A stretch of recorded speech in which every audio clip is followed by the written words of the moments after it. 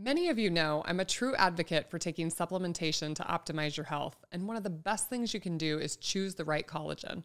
Collagen is a building block to your entire body. I was introduced to Sparkle Wellness product Skin Boost Plus about a year ago, and I've been taking it ever since. Now they've launched a new bone strength product that I'm super excited about. New Osteo Boost Collagen is formulated to improve bone mineral density, something we all need to think about as early as age 40. Made with award-winning collagen peptide known as Fortibone, the product really has led to meaningful results for people who need significant improvement in this area, including those suffering with fractures or broken bones. OsteoBoost is a great choice for anyone over the age of 40 to reduce the risk of bone mineral density loss, a major precursor to the diagnosis of bone-related diseases. Right now, you can get any of the Sparkle Wellness collagen supplements from Amazon or from their website, lovesparkle.life, and use my code DrFit for 20% off. That's DRFIT at lovesparkle.life for 20% off their new product, OsteoBoost.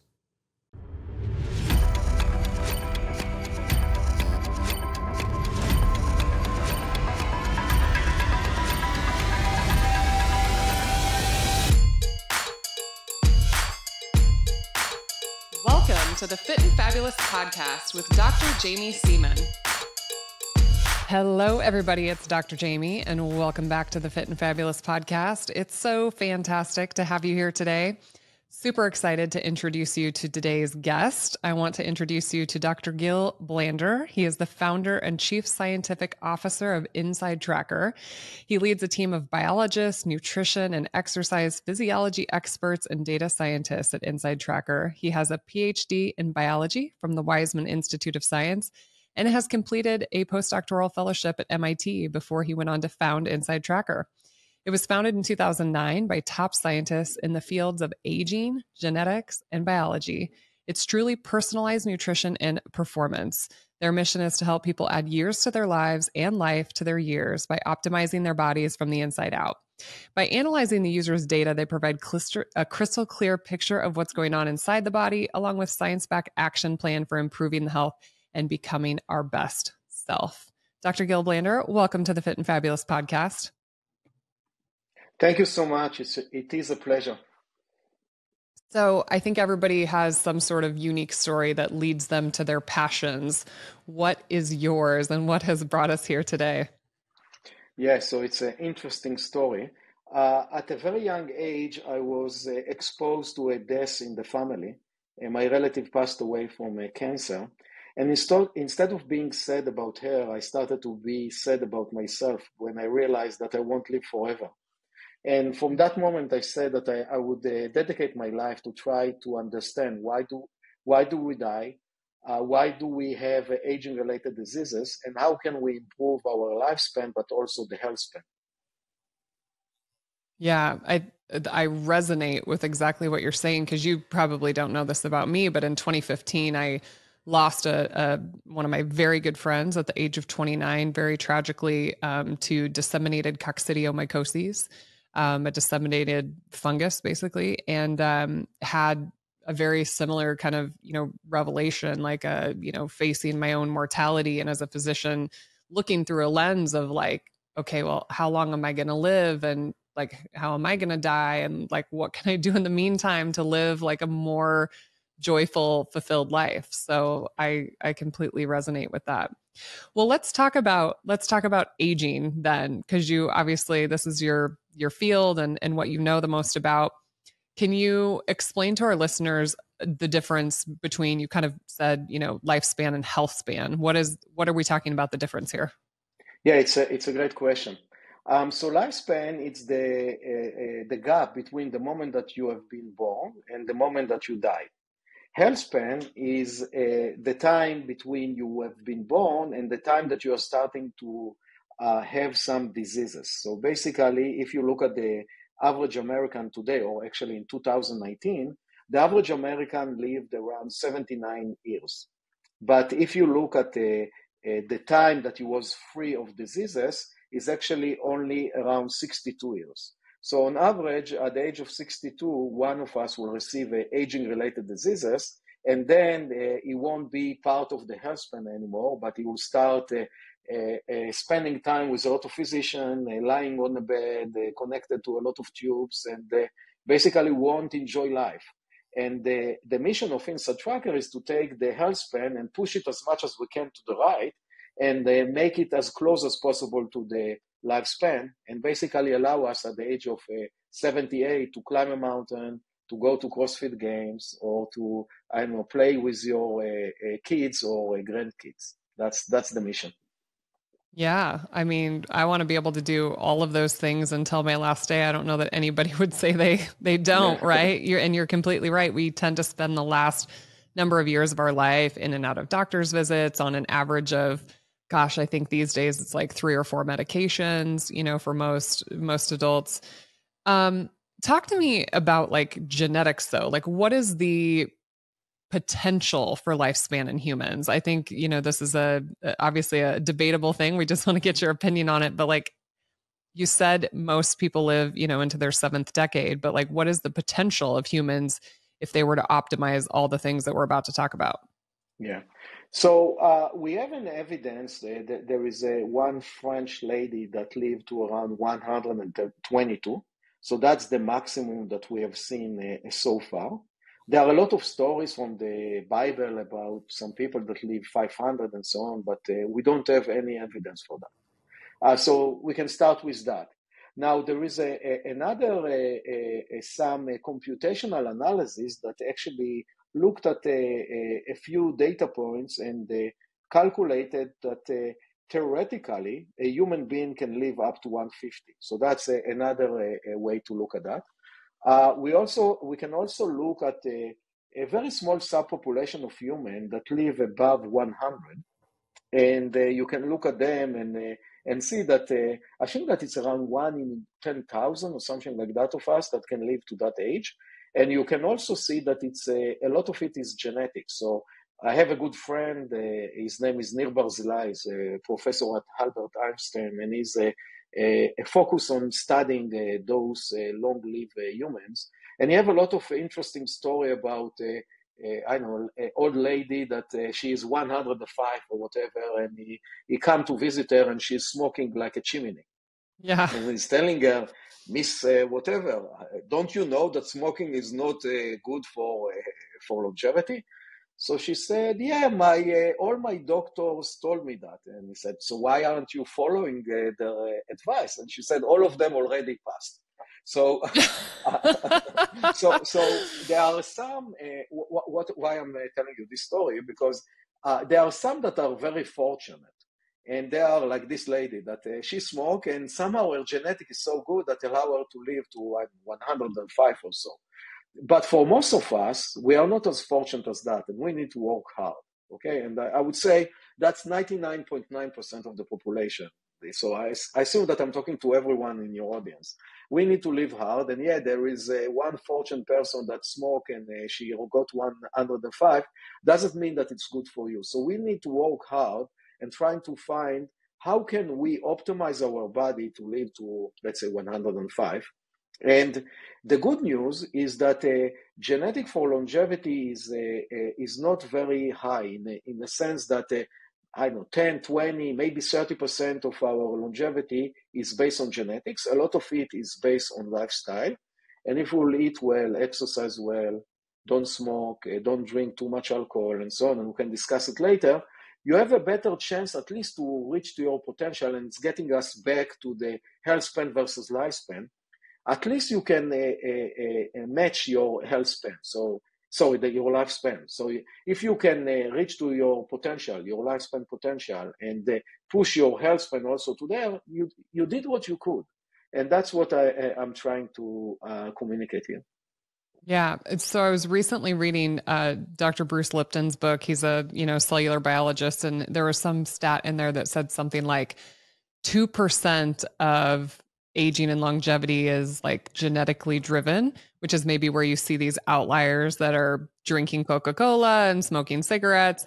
And then like the other 98% was like epigenetic influence and lifestyle. Do you think it's that heavy as far as environment and our lifestyle choices? Like, do you just based on your research, what do you feel is like genetic versus environment?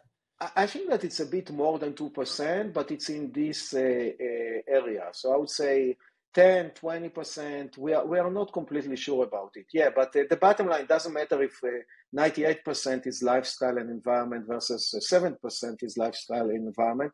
Still, we have a lot to do, and we have a lot of control in us living better longer. Absolutely. Is there a way, obviously chronologically, people are 30, 40, 50, 60. Is there a way for you to measure biologically how old somebody is? Yeah, absolutely. So it's a new field in the longevity field. It's called a longevity clock, or biological clock. So you can measure your age using different ways. You mentioned epigenetics, so that's one way to do that. I will just give a brief explanation about that. Epigenetic is meaning something that happened above the genetic code. So basically, our genes are coded in the DNA, and the DNA can be modified by a few different small molecule, acetyl group, methyl group, and so on.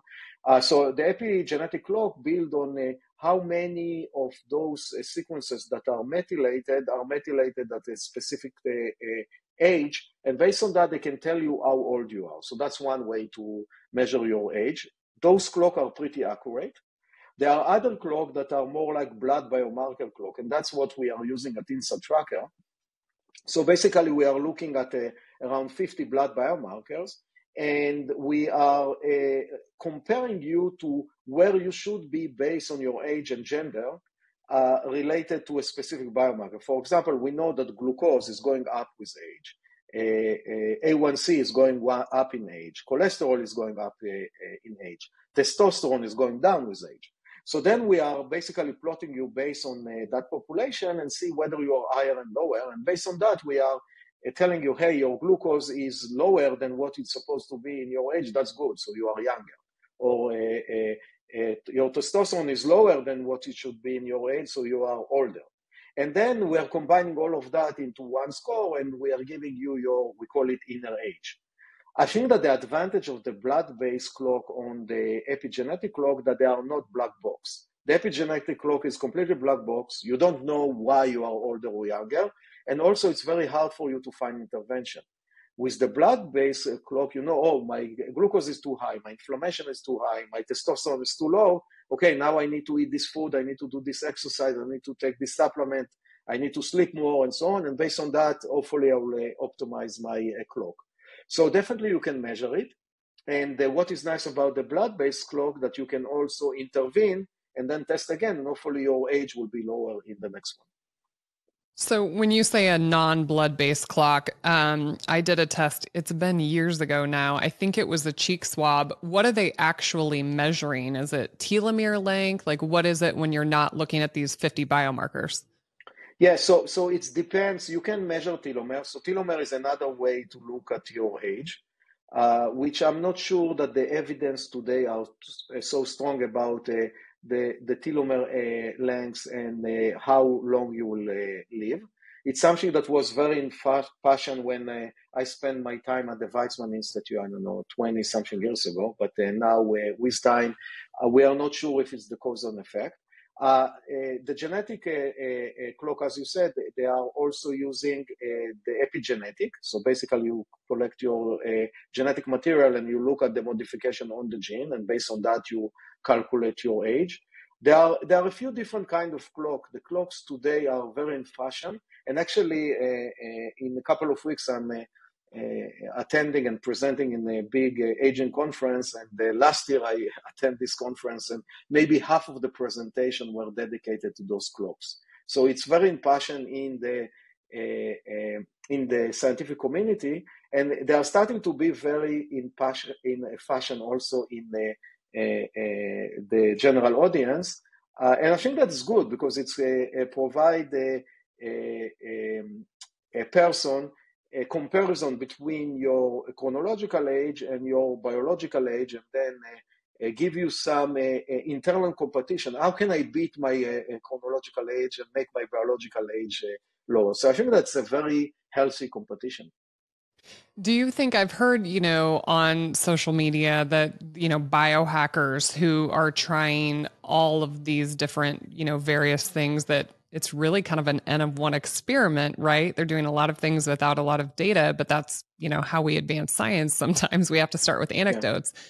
But do you think that there's people who are doing too much that it could be, inhibiting longevity and successful aging? Yeah, I think that definitely you don't need to do too much and you don't need to stress yourself too much. So we discuss a pre-recording about, let's say, CrossFit athletes that going to the gym, I don't know, 4, 5, 6, 7 hours a day and all of that. That's not healthy. So in a way, they are optimizing the body for performance.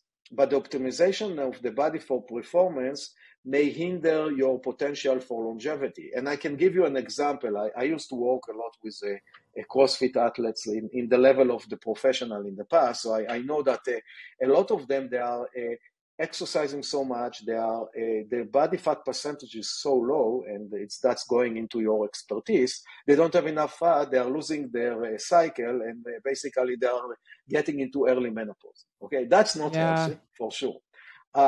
Or you exercise too much and then you get injured. That's not good for longevity. So I think that we need to find the balance. You need to listen to your body. And also today there are so many tools. I don't know, I have my Apple Watch here and I have my Oura Ring here, and I don't know what you have. There are a lot of tools that can tell you. So my Oura Ring, for example, giving me how readiness score, how ready am I to exercise today, or sleep score. You can look at your resting heart rate, you can look at your HRV, you can look at your VO2 max, and then also listen to your body. And if one day a week you feel that you're tired, don't go to the gym. That's okay. You don't need to be in the gym every day. So I think that we need to do it in moderation, and a lot of that are type A persons, and we are doing too much, and too much is not good. It's always, you need to find the balance. Yeah, you and I were just chatting about this before we started recording that I recently went to CrossFit Games. I was there speaking about exercise and pregnancy. And I think you just bring up such a good point, because when people are looking on Instagram and they see the person that won CrossFit Games, top 10, these really anybody that made CrossFit Games. So let's be real, like the top 200, fittest people on earth, or bodybuilders, bodybuilding world. Like, I think when people look at pictures of them or watch video of them doing these incredible things, they think like they are the healthiest person I've ever seen. And what you're suggesting, and I'm completely agreeing with you, is that they're actually not very healthy. There's a lot of probably oxidative stress. They've got hormonal derangements. Like, that's not healthy. Is that what you're saying? Yeah, absolutely. I can give you another example. I used to now to lift weight because I strongly believe that building muscle is very important for longevity. And I have a buddy at the gym that his goal is to do a deadlift of 500 pounds. Why? I don't know, but that's his goal. I don't have this goal. I just want to lift weight in a way that I will be strong enough that at the age of 70, when I will fall, I won't break a bone and basically have like 30% a chance to die in a year, because that's what happened when you break a bone Yeah. Break in a a late hip. age. Yeah. Yeah, yeah. So I think Mhm. that it's all depend on your goal. My goal is to optimize my body for longevity. So I'm also not compromising my sleep. A lot of my friends are going for a bike ride at 5 a.m. or 6 a.m. I'm not doing it anymore. But the sleep is important. I can go to a ride at 8 a.m. What will happen? Nothing will happen. Just build your time schedule in the right way. So I think that we need to optimize our body in a way that will give him the body benefit. And it's not, you don't have to exercise at 6 a.m. and you don't need, obviously, to exercise at 11 p.m. Try to dedicate the night to sleep, and then you will have more power and energy and glucose and so on. The sleep is so important that will allow you to live better longer. Okay, let's dive into that more, because I want to talk about nutrition and exercise. But what particularly about sleep? So, for somebody listening, is there a particular number of hours, REM cycles? Does it change as when you're younger and older? Give us your advice Yeah, about sleep and optimization. yeah, yeah. So there is a lot of data on sleep, and actually, at InsideTracker, we have a data set of around 100,000 people.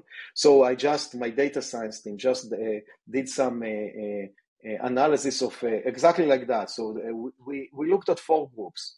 The group that sleep 5 hours or less, 5 to 7, 7 to 9, or above 9.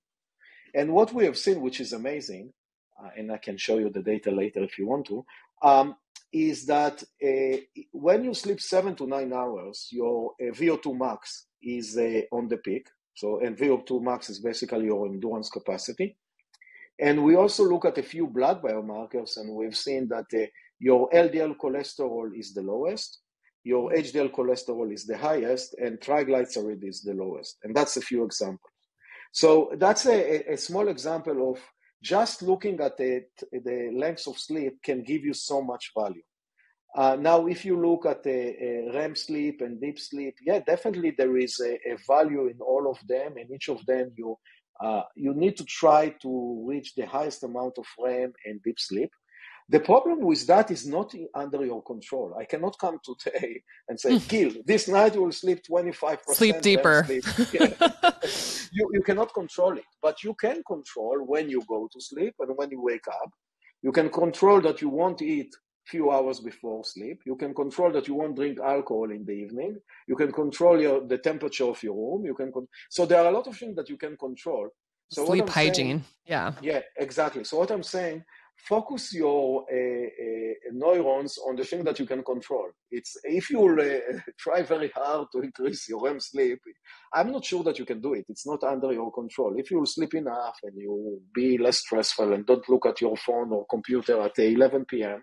and don't set a bike ride at 5 a.m. and so on, most likely you will improve your sleep.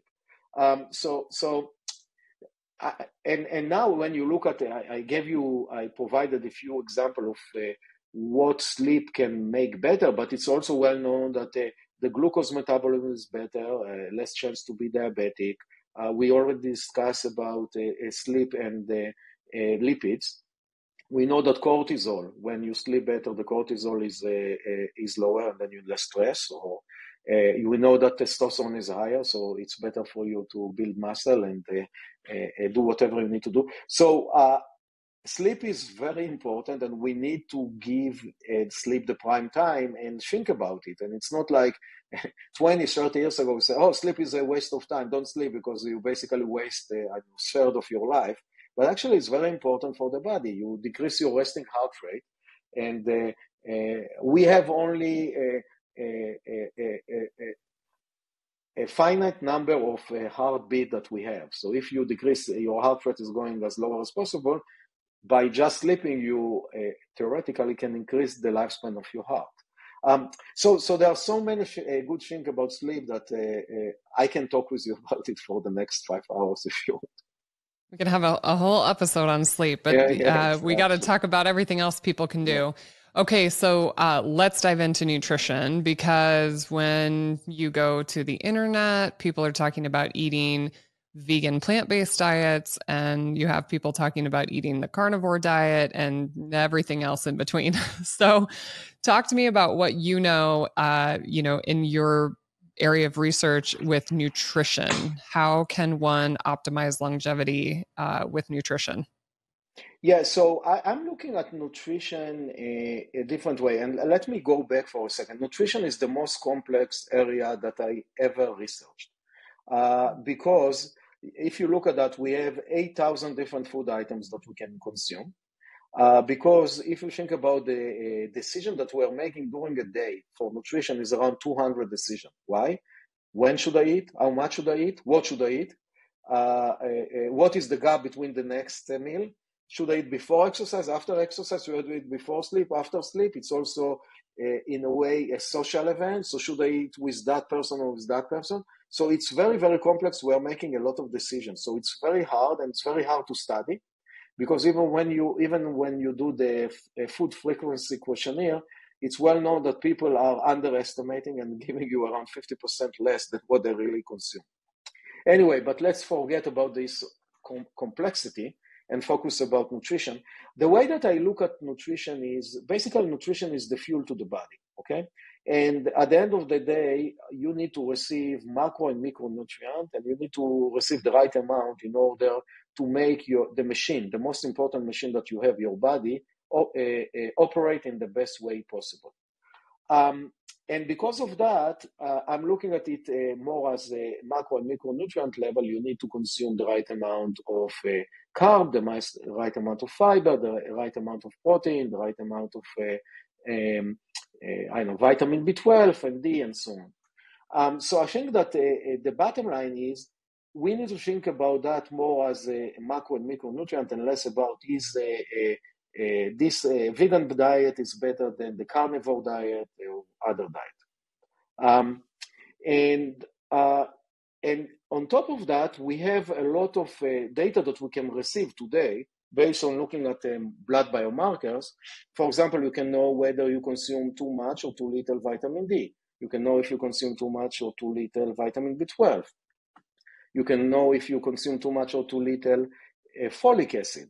And a lot of other magnesium using RBC magnesium. So what we are doing at InsideTracker, we are testing a battery of blood biomarkers.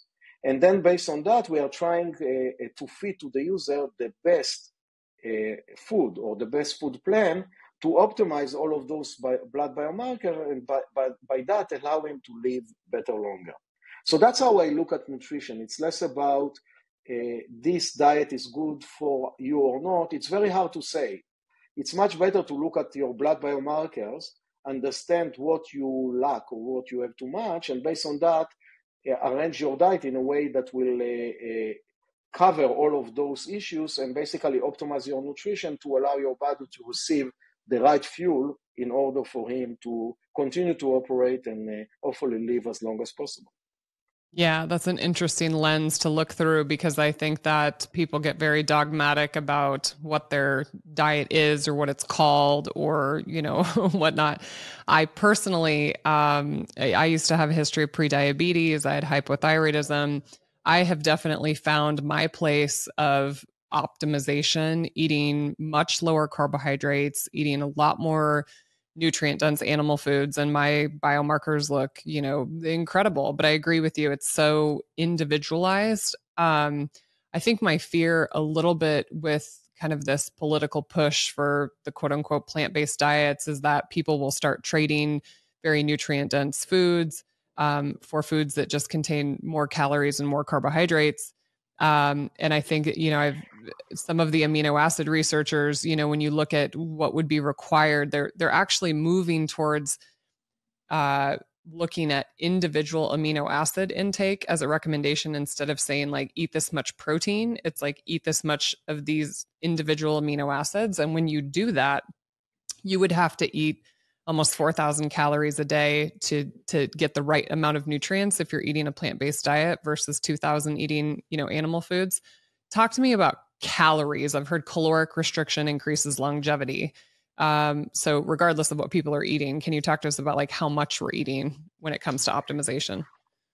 Yeah, so let's start with caloric restriction. So caloric restriction is a regime that we found, I'm saying the scientific community, we found in the 1930s that when you take a model organism, mice, rats, and cut their caloric consumption by 30 to 50%, they live 30 to 50% longer.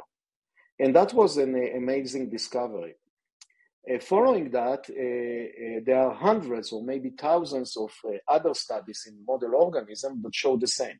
So basically you take rat, mice, a worm, yeast, a fish, even monkeys, and cut their food consumption and they live much longer.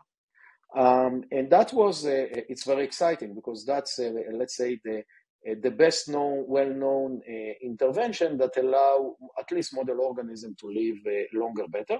I have to say that it's not only that they live longer, but they also live better. So if you compare their exercise capacity, if you compare their cancer distribution and other aging-related diseases, you can see that caloric restricted model organism perform much better in all of those tests. So it's not only increasing the lifespan, but also the health span. Then let's move to humans. So there are a lot of people that are doing caloric restriction, and there are a few ways to do it. One way is to really fast for, I don't know, 1 day on, 1 day off, so don't eat anything. Other is a 4 day of feeding and 1 day of fasting, and so on. Some people are doing, I don't know, 4 or 5 days of fasting every month. The most popular way today is do intermittent fasting. So basically, fast for 16 hours and then, let's say, consume food for 8 hours. So what I'm doing, and actually I'm doing it, I'm trying not to eat before 10 or 11 a.m. and trying not to eat after 6 or 7 p.m.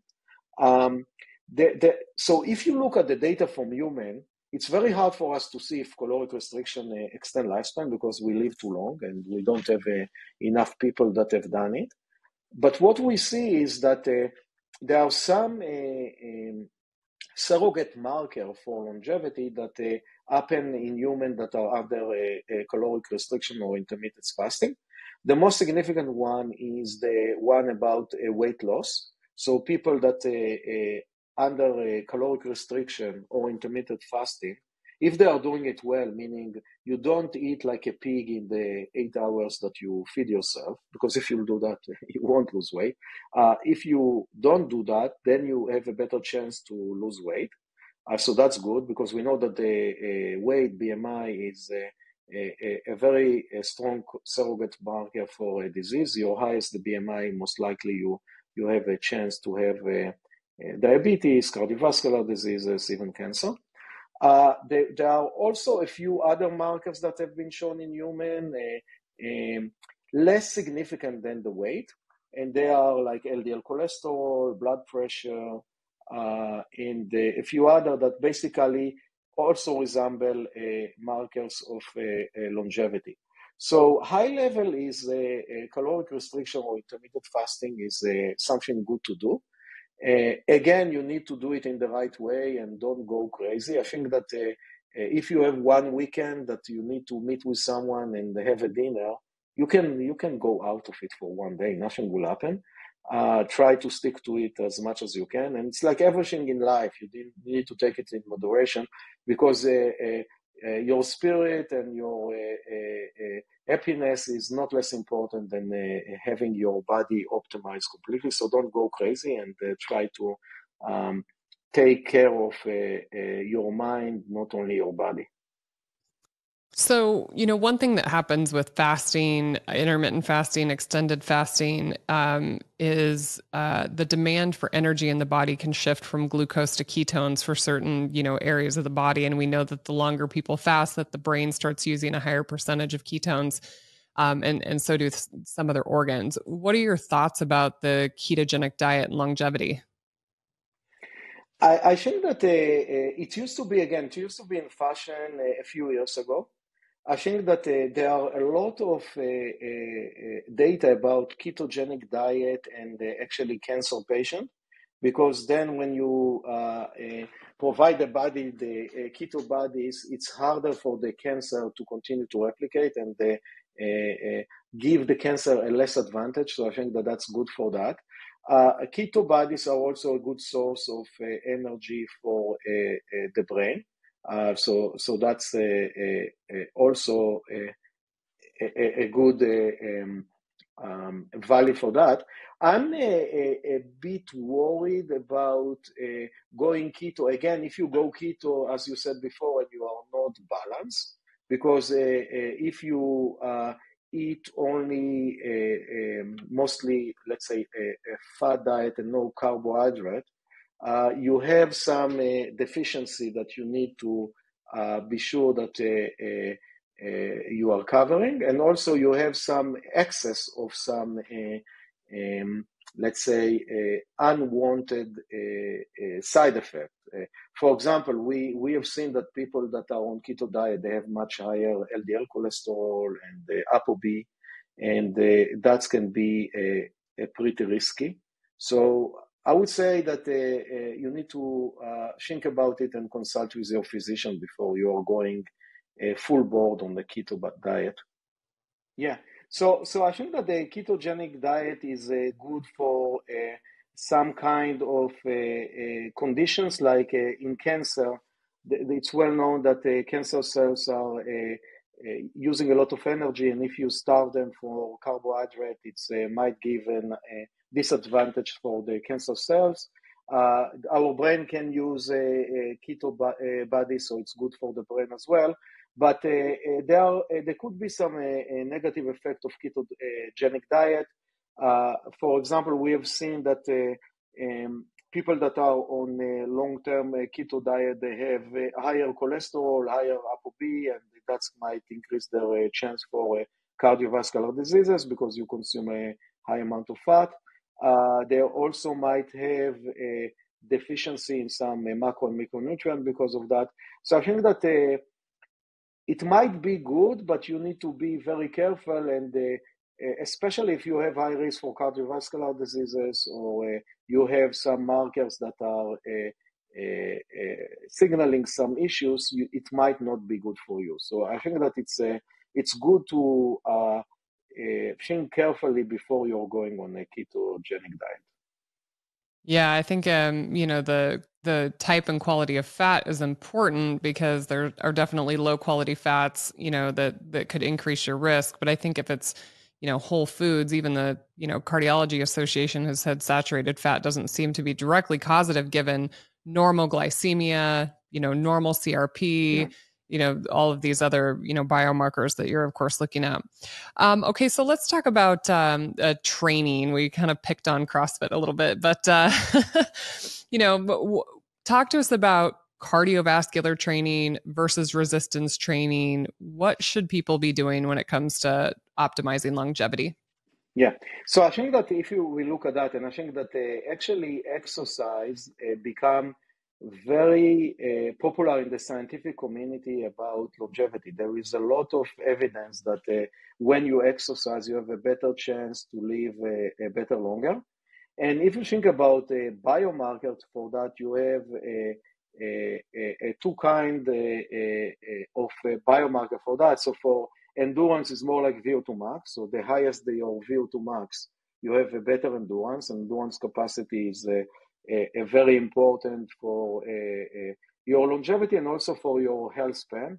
So think about at the age of 70 or 80, climbing stairs or taking your grocery stuff, shopping material and bringing it to the car or bringing it to the refrigerator, or taking your grandson or granddaughter and raising him or her. So that's an activity that you might need the endurance capacity. And then you have the strengths. And I think that the strengths is even more important because when you build muscle and you have muscle, it's help you also to be more able to be able to carry your body, be able to stay balanced and not fall. But also when you fall, it's giving you a better chance to protect the bones and basically have a less chance to have like a hip fracture or something like that.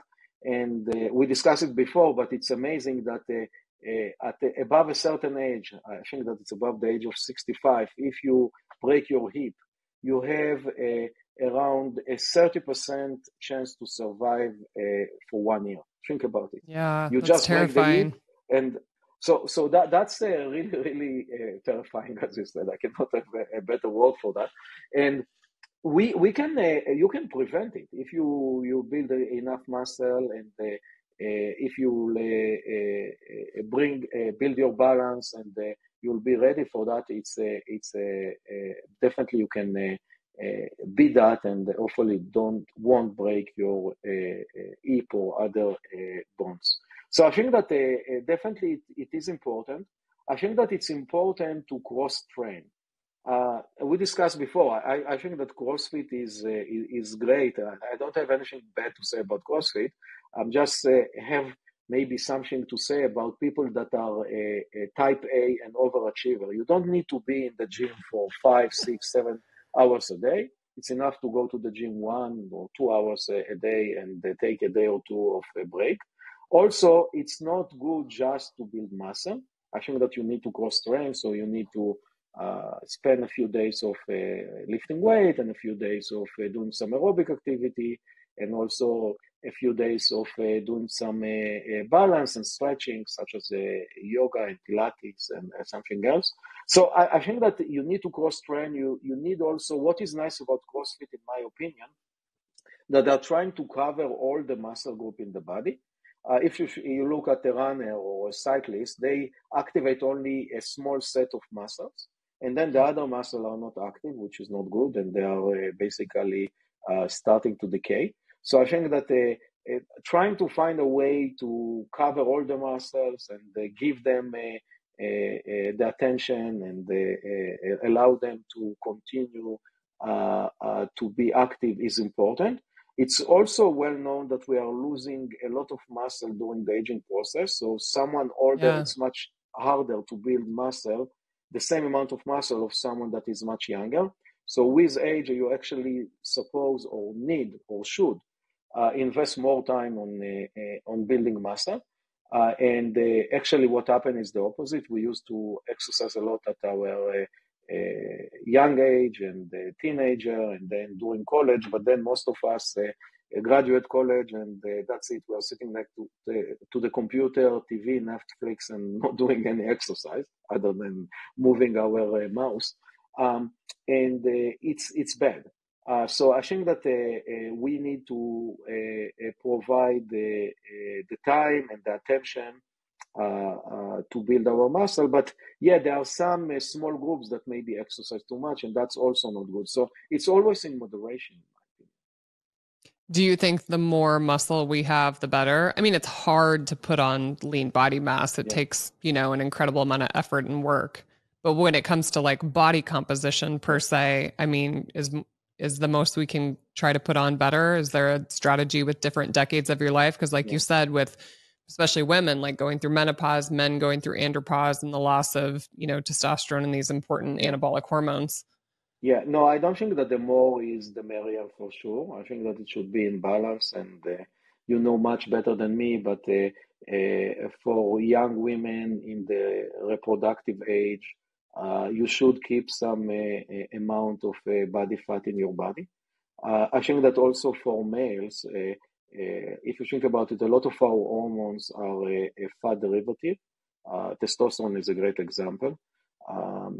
And if you don't have enough fat, you might have less testosterone. So I think that it's definitely nobody need to be in 4% fat in order to live well. Maybe it's good for you for the bodybuilding competition, but I would say that 99.9% of us are not going for a bodybuilding competition. So yeah, it's need to be in a moderation. It's also a very interesting phenomena that show that in older age, it's actually there is an advantage to a subpopulation that are slightly overweight. So I'm talking about people around the 70 and 80s. And I think that the explanation for that is, let's assume that again you fall and you break your hip. Then your appetite is low. You're more likely to catch, I don't know, some pneumonia in the hospital or something like that. And then the reservoir of fat that you have in your body can help you to survive at that time. And people that have a very lean body have a greater chance to basically not have enough energy in the body or enough fat in order to survive it. So I think that in the later in life, it's actually better to have a bit. I'm not saying that you should have a BMI of 40, but instead of having a BMI of 18, maybe go to 25, 26 is not the end of the world. Don't fight it. That's what I'm trying to say. Yeah. Okay, so, pivoting to other things besides nutrition, exercise, and sleep, we see people saying you should sauna, you should cold plunge, you should, the biohackers could probably come up with a long list. Are there some big things that maybe come to your mind when it comes to like stress hormesis, that are good for longevity? What have Yeah. you kind of discovered with Yeah. InsideTracker? Yeah, I think that sauna, definitely there is more and more evidence about that. I think that it's not only sauna, it's also jacuzzi. And I think that a lot of that coming, in my opinion, is it's because the effect on sleep. It's make Mm. your body warmer before sleep. It's make you more calm. It's allow you to process all. I think that it's more maybe about what you are not doing at that time than what you are doing at that time. You are not watching TV, or you're not looking at your email, or you're not texting. So you're cleaning. We need to, our brain need to be ready for sleep. And we have so many um, activities that our brain is thinking about today that you haven't had in the past. So I think that that's a part of it. That's why meditation is so good. Before, especially before sleep, or sit with your spouse and spend some time and talk with them, and don't watch TV. You don't have to see all the Netflix shows, or I don't know, look at any like that you had on Instagram or whatever. I don't know what people are doing, but spend time with your family.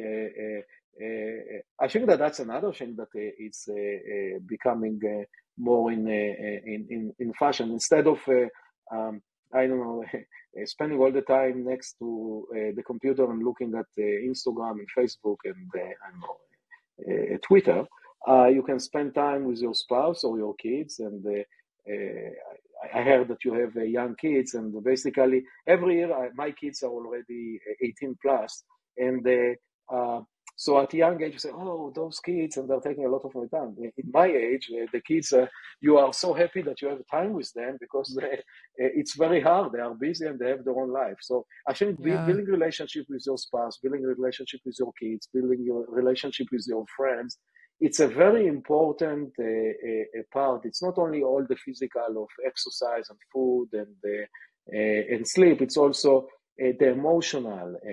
Make it better. Enjoy life. We are living only once, and it's infinite time. So enjoy it and have fun, and enjoy your surrounding.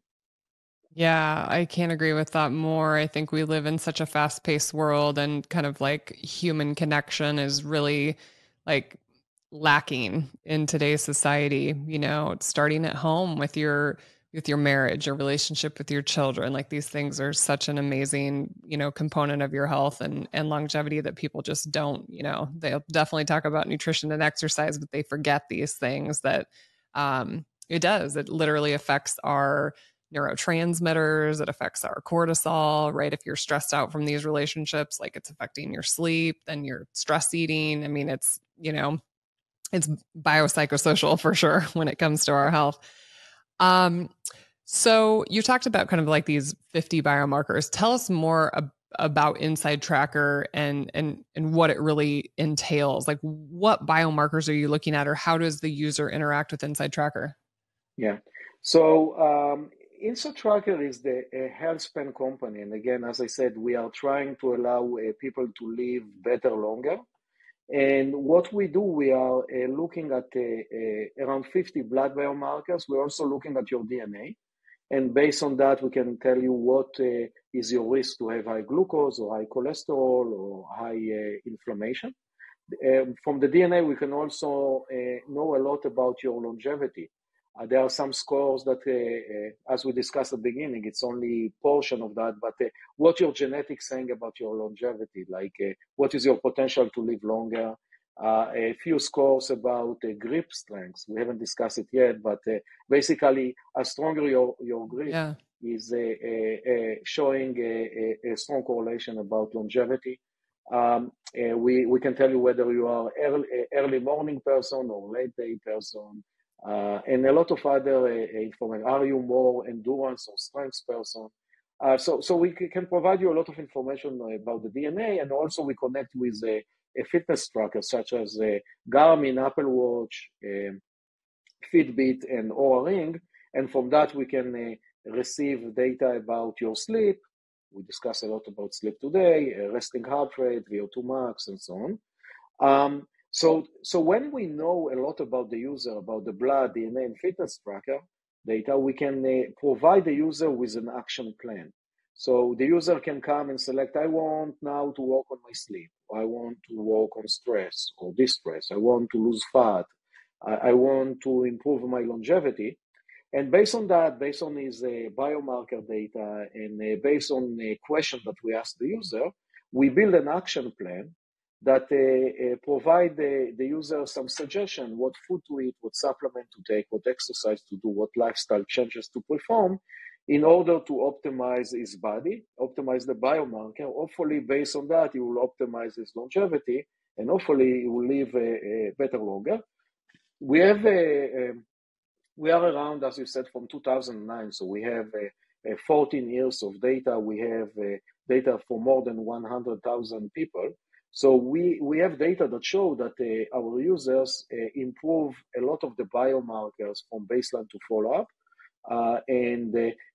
For example, we published a paper in 2018, a peer-reviewed scientific paper, that we have shown that a subpopulation that started with glucose that is either pre-diabetic or diabetic and follow the personalized recommendation of InsideTracker, on average decrease from a level of pre-diabetic to a level of normal.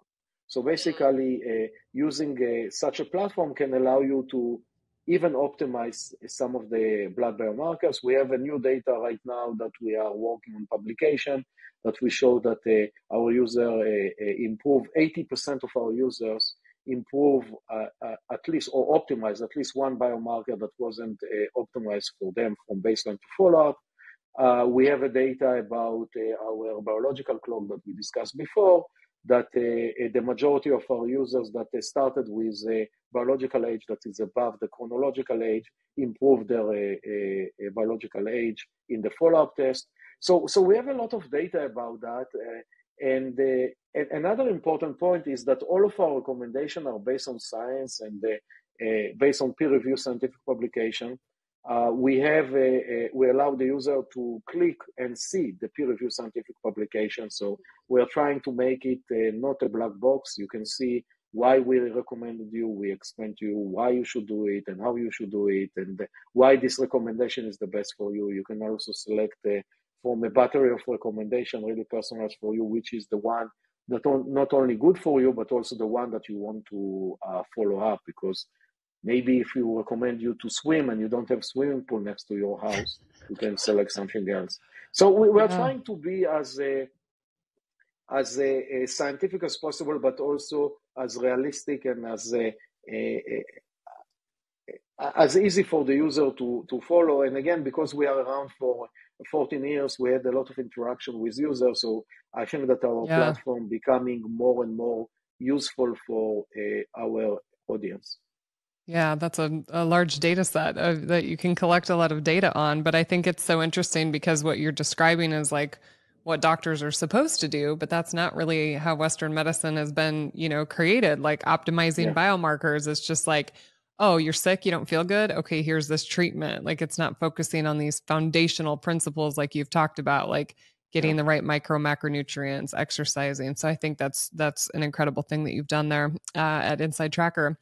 So you guys, just to summarize, we're going to go to the last part of the podcast here, the semen analysis. I just want to kind of summarize what Dr. Gil Blander has really highlighted for you. And you guys know I wrote a book called Hard to Kill. And these 5 pillars, Gil just practically nailed them all. I didn't even set him up for this, you guys. We're just picking his brain on these topics. But sleep, I think, start sleeping. Like I feel like that almost should be number one. 7 to 9 hours is what Gil said, focusing on sleep hygiene, focusing on the things you can control. I love sleep trackers. Gil wears an Oura ring. I've got one. I think those things are really good ways to maybe get some objective data instead of just waking up and saying like, did I sleep good last night? Nutrition, getting the right micro and macronutrients, not overeating, understanding that caloric restriction, definitely over the long, haul of your life is important. Exercising, lifting weights. I can't say it enough, especially for the women listening. This isn't something for men. This is about being physically capable of climbing a set of stairs and not falling and breaking a hip and having really strong bones. Extremely important. And then the balance between stress and recovery. understanding that it's good to do things that are difficult, to stress our bodies, hormesis, or just physically training in the gym, but also recovering. And then human connection, relationships with the people in your life. That is such an important part of our health and longevity. Well, Gil, this has been so incredible. I hope that one of us is the person to break the record of living to be 150 years old. Yeah. But for whatever amount of time I have, I'm grateful for each day that I have, and grateful for you coming on the podcast and sharing all your knowledge with us. Tell people how they can find your work and find InsideTracker if they're interested. Yeah, they can go to InsideTracker.com, or they can find us on LinkedIn, Instagram, Facebook, Twitter, and all the other places. Amazing. Amazing. Well, thanks everybody for listening. Please share this information. We count on all of you to spread these messages around the world. Have a great day. Thank you. Thank you so much. Did you guys love that last episode of the Fit and Fabulous podcast? Well, of course you did. And I want to keep bringing you the most amazing content from the most incredible people. And you can help me by subscribing to the Dr. Fit and Fabulous channel. You guys know where the button is. Just click it. It's the doctor's orders.